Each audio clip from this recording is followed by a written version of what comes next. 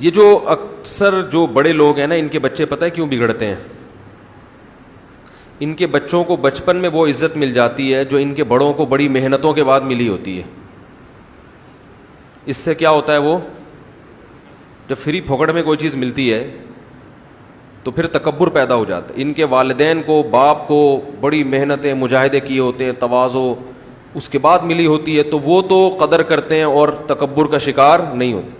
بچوں کو بچپن سے ہی کہ بھئی فلاں کا بیٹا ہے، فلاں کا بیٹا ہے، ہر آدمی فلاں کا بیٹا، وہ اس میں کبر پیدا ہو جاتا ہے. تو اس لیے ہمارے علماء جو ہم نے اپنے بڑے بزرگ دیکھے ہیں، وہ یہ کیا کرتے تھے کہ اپنے بچوں کو کبھی بھی مجمع میں کوئی اضافی پروٹوکول دینے کی اجازت نہیں دیتے تھے. میرے جو شیخ ہیں جامعۃ الرشید میں، ہم نے دیکھا ہے کہ انہوں نے اپنے بچوں کو کبھی بھی مدرسے کے اندر الگ سے کوئی عزت یا پروٹوکول نہیں دیا. جب وہ چھوٹے تھے تو جیسے سب بچے لائن میں لگے ہوئے ہیں نا ہوٹل میں، تو ان کے بچے بھی لائن میں، بولو بھائی، ان کو اجازت نہیں تھی کہ آپ چونکہ مدرسے کے محتمم کے بیٹے ہیں تو لائن توڑ کے آگے سے چلے جائیں. نا نا نا نا نا نا، اس کی اجازت نہیں تھی. آفس میں آنے کی اجازت نہیں تھی اپنے ابا کے پاس بیٹھنے کی. جہاں سب بچے بیٹھے ہیں، بولو بھائی، وہیں جا کے بیٹھنا ہے. گھر میں محبت، گھر سے باہر محبت تو ہے. جو لوگ اضافی پروٹوکول دیتے ہیں اس کی قطعاً اجازت نہیں. کسی استاذ سے بدتمیزی کی قطعاً اجازت نہیں کہ تم محتمم کے بیٹے ہو تو اب تم کسی بڑے استاذ سے بدتمیزی کرو یا شکایت لگاؤ، یہ نہیں. تمہیں اپنے استاذ کے سامنے یہ شو کرنا ہے کہ آپ ہمارے باپ ہیں اور ہم آپ کی روحانی اولاد ہیں. مجھے یاد ہے ہمارے جو محتمم تھے، جو میرے شیخ و مرشد ہیں، ان کے بیٹے نے ایک دفعہ گھر میں آ کے والدہ سے شکایت کی کہ قاری صاحب نے مجھ پہ ذرا سختی کی ہے، کچھ مارا ہوگا یا زیادہ ڈانٹا ہوگا، یا ڈانٹتے ہیں بار بار.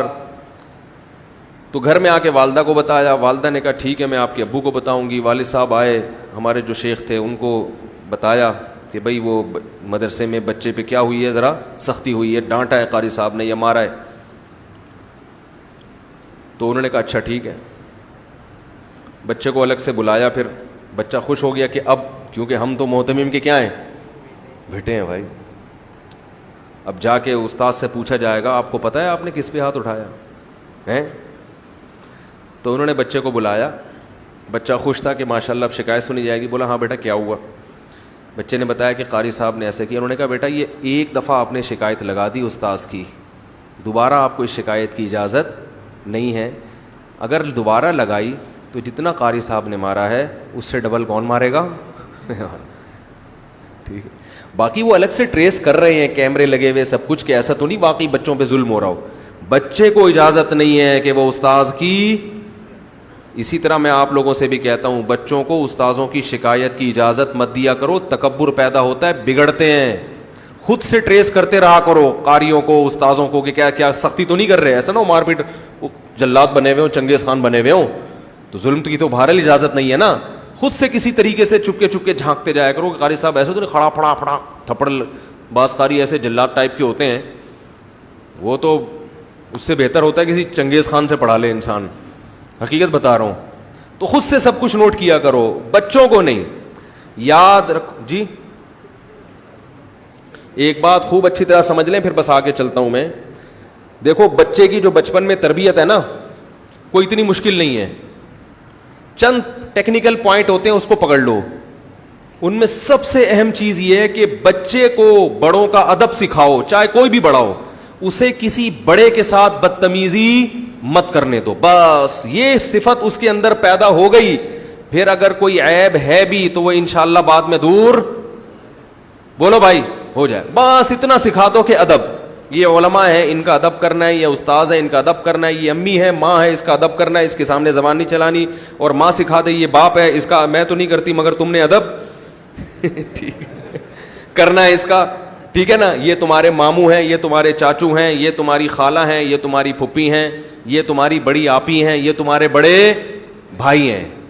اتنا اگر اس کو سکھا دیا نا کہ ان کے خلاف کمپلین برداشت. میں نے دیکھا ہے گھر میں بچہ ماں سے بدتمیزی کر رہا ہے, باپ خاموش ہے. بھائی اس کو سکھاؤ, کیوں کر رہے ہو ماں سے بدتمیزی؟ باپ سے بدتمیزی کر رہا ہے تو ماں خاموش ہے. تو بدتمیز بن گیا, اس میں یہ والا کانفیڈنس پیدا ہو گیا نا, پھر وہ آپ کو بیچ کے کھا جائے گا. سمجھ میں آ رہی ہے بات؟ وہ تھوڑے دنوں میں کیا کرے گا, وہ بولے گا ابا تمیز سے زندگی گزارنی ہے تو گزارو. پھر ابا ساری زندگی بچے کے سامنے تمیز سے زندگی. یہ جو گھروں میں ابا بچوں سے خوش ہوتے ہیں نا, اکثر یہ وہ ابا ہوتے ہیں جو اپنے آپ کو ابا سمجھتے ہی نہیں ہیں, جو اپنی گھر میں چلاتے ہیں ہی نہیں. وہ بچوں کے سامنے ہتھیار ڈال کے بیٹھے ہوئے ہوتے ہیں کہ جیسے میرا بیٹا کہے گا میں ویسے کروں گا. وہ گھر اچھے ہیں جہاں باپ نے یہ شو کیا اولاد کے سامنے کہ میں باپ ہوں, میری چلے گی, وہاں پھر باپ کے ساتھ برا سلوک شروع ہو جاتا ہے, ماں کے ساتھ بھی باپ کے ساتھ بھی. تو ادب تمیز بچے کو لازمی سکھاؤ. علماء کی برائی کرتا ہے, بزرگوں کی برائی کرتا ہے, ایسے کلپ مت سننے دو جن کے لب و لہجے میں کیا ہے, بدتمیزی ہے.